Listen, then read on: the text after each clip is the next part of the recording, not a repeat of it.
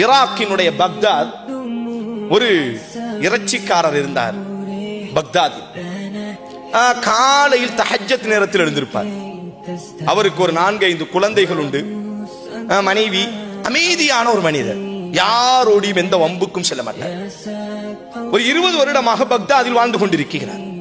ரொம்ப அமைதியானவர்.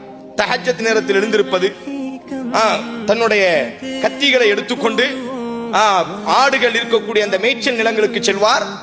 ஆடுகளை அறுத்துவிட்டு ஃபஜ்ரினுடைய தொழுகையை நிறைவு செய்ததற்கு பிறகு ஆட்டினுடைய அந்த கரியை உரித்து நகரத்திற்கு கொண்டு வந்து வித்துக் கொண்டிருக்கக்கூடிய ஒரு இறைச்சி வியாபாரி. அல்லாஹுவின் பக்கம் மீள்வோம், அல்லாஹ் நம்மை காணாமல் இல்லை. நம்மில் பல தைரியம் உண்டு. நம்ம சகோதர சகோதரிகளுக்கு திருந்துவதற்கு வாய்ப்பு இருக்கின்றது, திருந்துவதற்கு இன்னும் காலம் இருக்கின்றது. நாம் இன்னும் நீண்ட ஆயுளோடி வாழ்ந்து விடலாம். இல்லை சகோதரர்களே, இன்ன பத்ஷ ரப்பிக லஷதீத். அல்லாஹ் சொல்கிறார், அல்லாஹ்வுடைய பிடி மிக கடுமையானதாக இருக்கும். நாம் யோசிக்காத இடத்தில் அல்லாஹ் பிடித்துக் கொண்டிருப்பான். நாம் பாவம் செய்யும் பொழுது, அது அல்லாஹ்விற்கு பாவம் செய்தாலும் சரி, சக மனிதனுக்கு நாங்கள் அநீதம் செய்தாலும் சரி, அல்லாஹ்வுடைய பிடி என்பது நாம் யோசித்தே இருக்க மாட்டோம். அந்த இடத்தில் வந்து அல்லாஹ் நின்று கொண்டிருப்பான். அந்த மனிதர் ரொம்ப நல்ல மனிதர். 20 வருட காலம் கூஃபா பக்தாதினுடைய வீதிகள் மிகவும் பெயர் போன ஒரு மனிதர், நியாயமாக நல்லவராக வாழக்கூடிய ஒரு மனிதர்.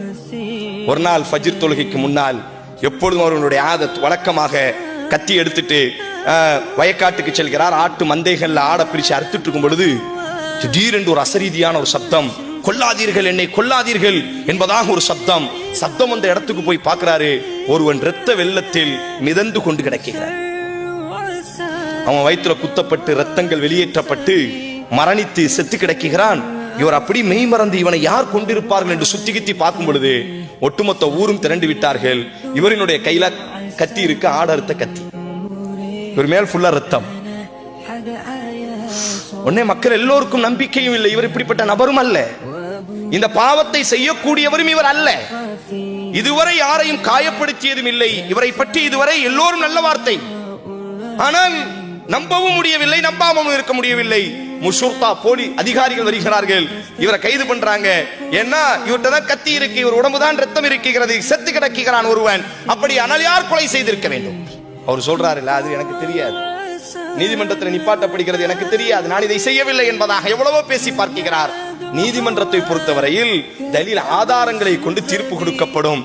அப்படியானால் நீ செய்யவில்லை என்று சொன்னால் யார் செய்தது? இதை செய்ததற்கான தடயங்கள் உன்னிடத்திலே அத்தனை தடயங்களும் இருக்கிறது என்று சொல்லி அவருக்கு பக்தாதினுடைய நீதிமன்றம் மரண தண்டனை என்பதாக நாளைய லுஹாவினுடைய நேரத்தில் இவரினுடைய கழுத்துகள் பகிரங்கமாக அறுத்து எறியப்பட வேண்டும், இவருக்கு மரண தண்டனை என்பதாக தீர்ப்பு கொடுக்கப்படுகிறது.